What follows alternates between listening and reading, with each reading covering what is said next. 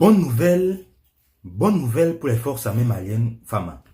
Mes chers amis, quand je vous dis ici souvent que les FAMA travaillent et qu'ils ne reculeront devant rien, vous pensez que c'est l'amusement. Aujourd'hui, nous assistons là à la libération de 82 militaires maliens. Oui, les FAMA réaffirment leur détermination face au terreau. Ceux qui pensent encore que les FAMA sont là pour s'amuser, mes chers amis, je vous appelle à l'ordre. Ces terreaux ne peuvent rien faire face à nos militaires engagés. En effet, au Mali, une nouvelle importante vient de marquer l'actualité sécuritaire. L'état-major général des armées maliennes a annoncé ce jeudi 13 août 2026 la libération de 82 militaires des forces armées maliennes, oui, 82 FAMA, qui étaient retenus en otage depuis le 25 avril dernier par des groupes terreau, affiliés bien sûr à la coalition GNIL-FLA. Cette annonce constitue un événement particulièrement significatif pour les forces armées, mais également pour les familles des militaires concernés et pour l'ensemble de la population malienne. Mes chers amis, les terreaux pensaient bien évidemment qu'ils pouvaient s'amuser ou bien s'hasarder à faire piller nos forces armées maliennes. Ils n'ont toujours pas compris que nous sommes dotés de matériel d'attaque, de défense et de contre-attaque bien évidemment de dernière génération. Nous poursuivons. Selon le communiqué de l'état-major général des armées, les 82 militaires libérés sont désormais en sécurité et pris en charge par les services compétents. Après plusieurs mois de captivité, leur retour constitue cependant donc un soulagement considérable pour leurs proches qui avaient vécu cette période dans l'attente et l'incertitude. Hélas, c'est bien évidemment, le jour s'est enfin levé. Car nos forces armées maliennes, bien évidemment, l'état-major des armées du Mali sait comment gérer la situation. Ils savent bien évidemment et ils n'ont pas peur de ces terreaux-là. Mais au-delà de la libération de ces militaires, cette opération met surtout en lumière un message que le commandant militaire malien veut clairement faire passer. Les FAMA affirment qu'elles n'abandonneront pas leurs hommes, quelle que soit la difficulté rencontrée sur le terrain. Donc, mes chers terreaux, à travers cela, je vous fais comprendre que malgré votre nombre insignifiant, vous ne pourrez cependant rien contre nos forces armées maliennes qui sont cependant pour le moins très engagées. D'après l'armée malienne, la libération des militaires est le résultat d'un processus engagé dans leur capture.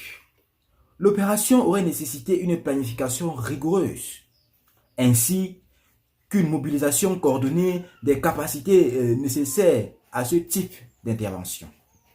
Cette précision est importante. Elle montre que la récupération des militaires n'a pas été présentée comme un événement improvisé, mais comme l'aboutissement d'un travail préparé et coordonné par les autorités militaires. Oui, cela est le cas et cela sera toujours le cas. Pour l'état-major, le principe est clair. Lorsqu'un militaire malien tombe entre les mains des terreaux, les recherches et les efforts pour le retrouver doivent se poursuivre jusqu'à ce qu'on puisse le retrouver et mettre la main et démanteler ce réseau de terreaux. Le communiqué insiste d'ailleurs sur la détermination constante du commandant à ne ménager aucun effort pour retrouver et ramener les siens. C'est précisément là que se trouve l'un des principaux enseignements et bien évidemment de cette opération.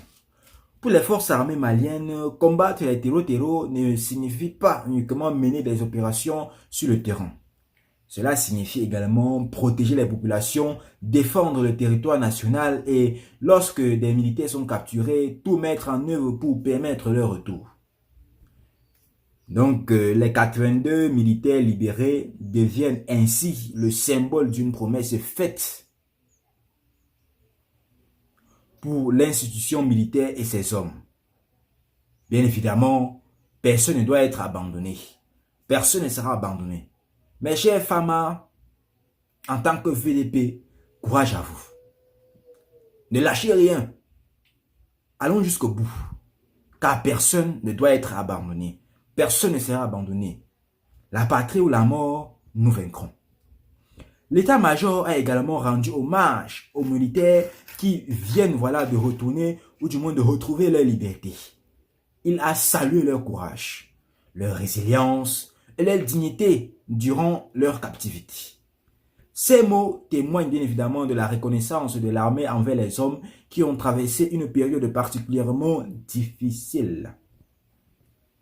La captivité représente en effet une épreuve majeure pour tous les militaires. Elle met en rude épreuve bien évidemment la résistance physique et morale. Le fait que ces 82 soldats aient finalement pu être libérés est cependant donc présenté par le commandant comme une victoire importante. Mais cette victoire est également celle de leur famille. Pendant plusieurs mois, les proches de ces militaires ont vécu dans l'attente de nouvelles. L'état-major leur adresse bien évidemment aujourd'hui une profonde reconnaissance pour leur patience, leur confiance et leur force morale. Dans les conflits qui opposent bien évidemment les forces nationales aux groupes armés terro-terro, les militaires et leurs familles vivent souvent une réalité extrêmement difficile. Elles doivent supporter l'absence, l'inquiétude et parfois le silence. La libération de ces 82 militaires présente donc pour elles un moment de soulagement et d'espoir. L'armée malienne a bien évidemment également tenu à remercier les populations pour son soutien constant aux forces de défense et de sécurité.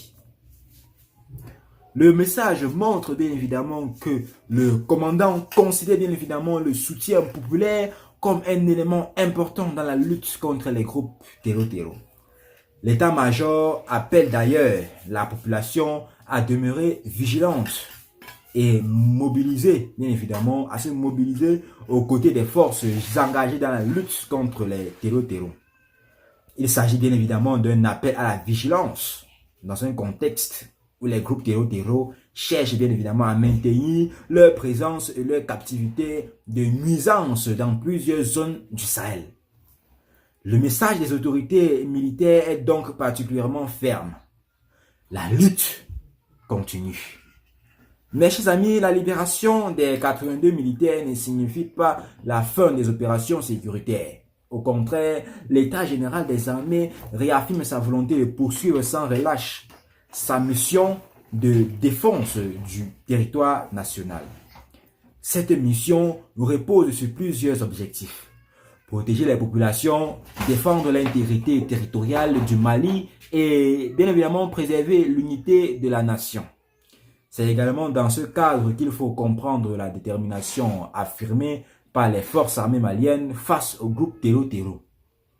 Pour l'armée malienne, ces groupes bien évidemment représentent une menace contre la sécurité des populations et contre la stabilité du pays. Les forces nationales affirment donc vouloir continuer à les combattre et à défendre bien évidemment les territoires placés sous leur responsabilité. Le retour de ces 82 militaires vient ainsi renforcer un discours déjà régulièrement porté par le commandement. La lutte contre les terro-terro se poursuivra aussi longtemps que nécessaire. Donc, comme vous dites, mes chers amis, aussi longtemps que ces terro-terro voudront bien évidemment nuire à la souveraineté du peuple malien et de l'AES en général, leur traque et la lutte contre ces groupes-là se poursuivra. Oui, il faut toutefois rappeler que le conflit au Mali reste complexe. Les affrontements impliquent différents groupes armés dans un environnement sécuritaire difficile, marqué par l'immensité du territoire, les déplacements de population et la difficulté de contrôler certaines zones.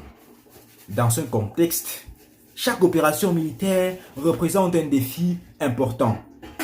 La libération annoncée le 13 août constitue donc un événement majeur pour les FAMA, mais elle doit également être replacée dans cette réalité plus large.